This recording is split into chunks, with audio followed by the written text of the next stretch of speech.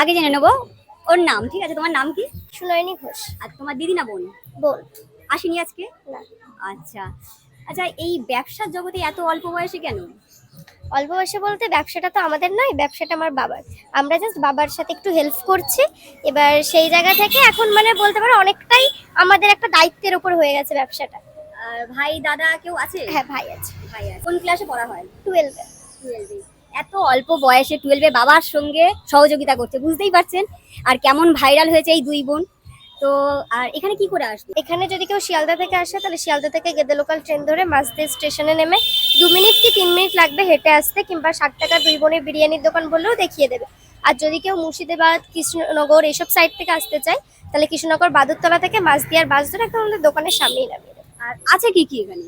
এখানে আছে পোলাও, চিকেন চাপ আর চিকেন বিরিয়ানি। এর দামটা একটু বলে দিন। চিকেন বিরিয়ানি হাফ 60, ফুল 110।